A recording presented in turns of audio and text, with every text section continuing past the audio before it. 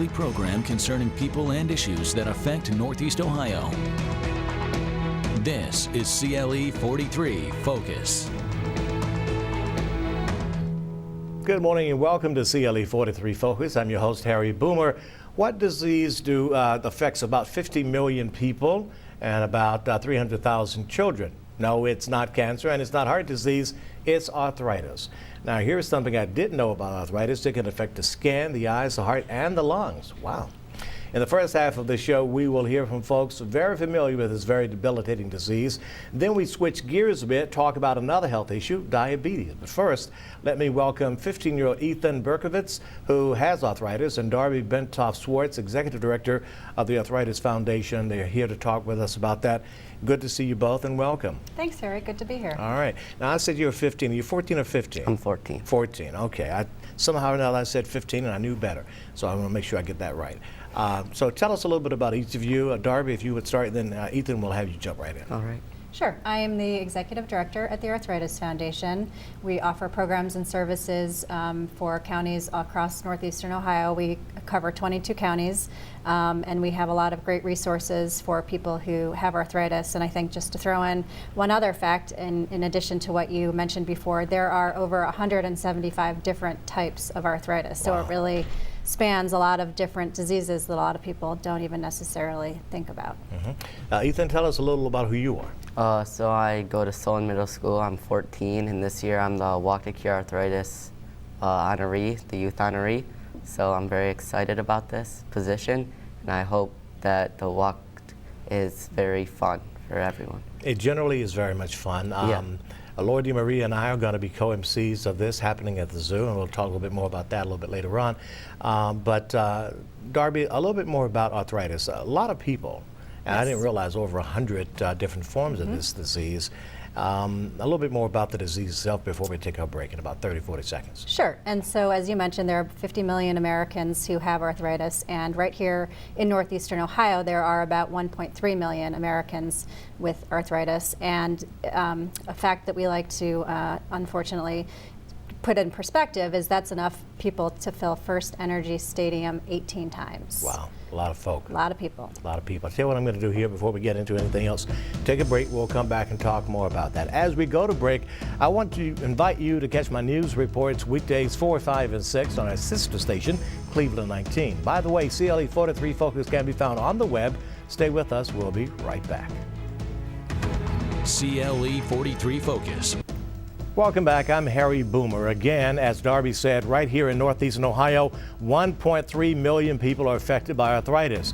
Here to talk about arthritis are Darby Bentoff-Swartz, Executive Director of the Arthritis Foundation, and Youth Honoree Ethan Berkovitz. Again, thank you both for coming in.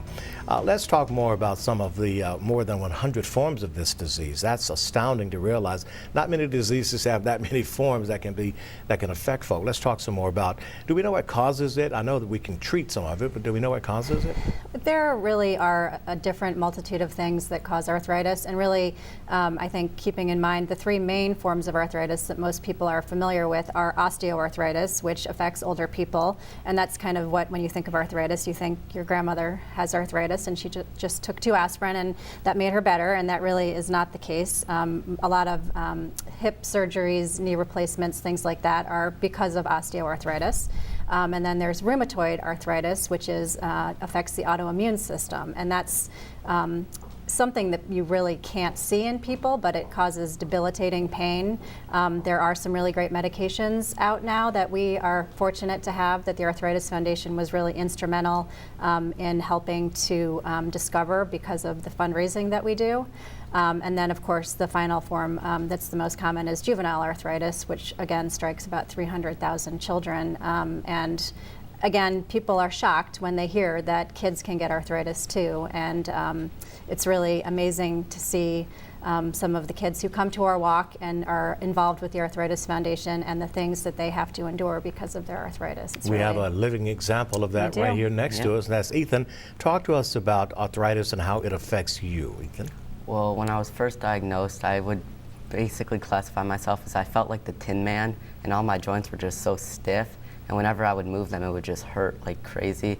I could barely walk down the steps, get to the bus stop, but once we went to the doctor, I got prescribed with injections twice a week and a ton of other pills, and that really helped the inflammation go down, and my joints became more flexible, so I was able to continue with my daily life pretty quickly on the medications.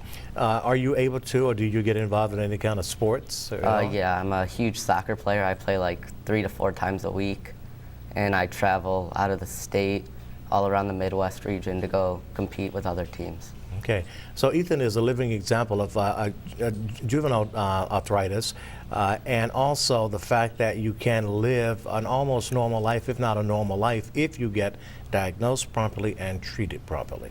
Exactly, that's very true. And one of the big problems across the country that we here in Northeastern Ohio are very fortunate about is there are a lot of areas in the country that do not have any pediatric rheumatologists. So that would be a doctor who specializes in children with arthritis. Of course, with the wonderful health systems that we have here in Cleveland, we have several, and so we're very fortunate in that. But that is definitely one of the big problems with juvenile arthritis, is getting from your primary care physician or pediatrician to a rheumatologist who can properly diagnose the arthritis. They say that one of the best things for it, I think, is movement, but it can be difficult to move if you're hurt. That's absolutely true, and it's if you think about it, if you're in pain, you just want to sit there and not move, but really getting up and moving and getting your joints to increase the lubrication and really start to feel the movement helps immensely and will help with the pain. And that has always been one of the big platforms at the Arthritis Foundation, is that we used to say movement is the best medicine. Now we have several really great tools, one being online. It's an online tool called Your Exercise Solution, or shortened as YES, because we want every no to be turned into a yes. And people can go on and get very specific about where they're having pain, how often the pain is, how bad the pain is.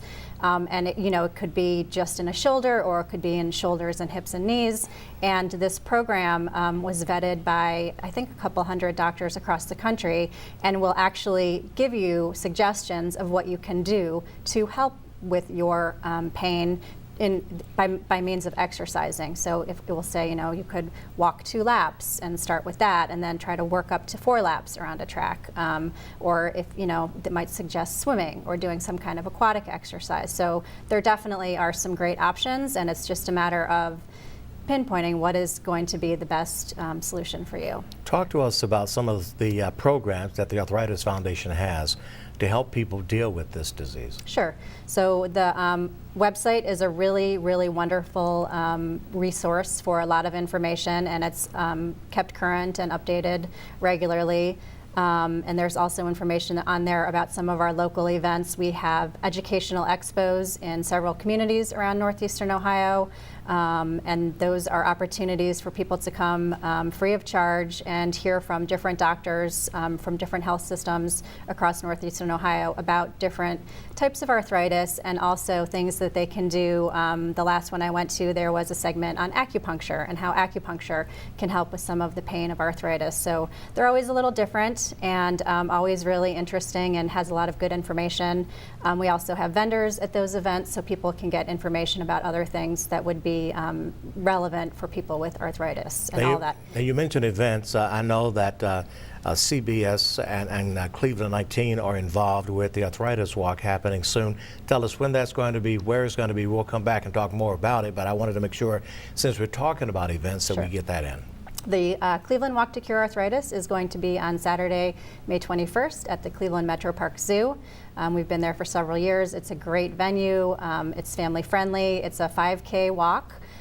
There is no entrance fee, but we do encourage people to go online, sign up for teams, and also to fundraise to help find a cure and cover the expenses that we incur at the zoo. And anyone who raises $100 or above is eligible for prizes.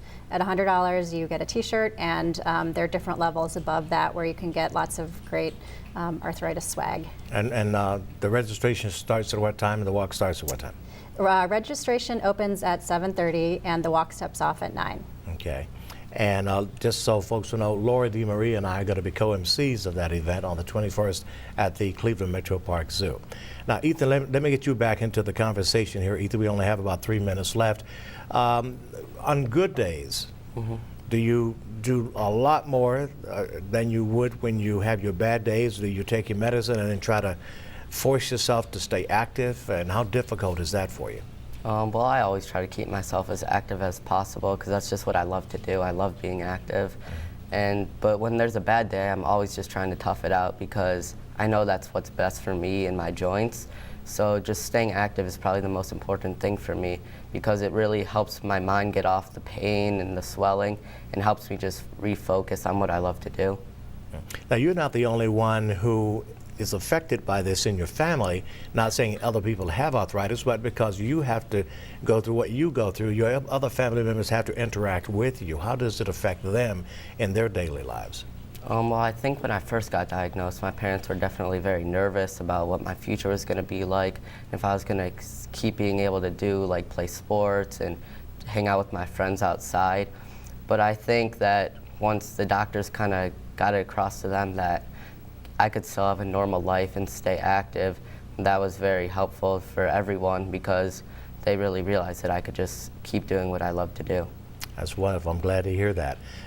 And Darby, one more time, a little bit more about some of the programming that you have that people can go online and get, or call the Arthritis Foundation and get some information as to how to deal with this. If they have a family member, they themselves, any kind of signs, I know pain is probably one, the other is inflammation and that, but talk a bit more about that. Sure. We have a toll-free number that people can call. It's Arthritis Answers Line, and they can get connected with a volunteer who can give them information. We also have a multitude of brochures at the office that can be sent out.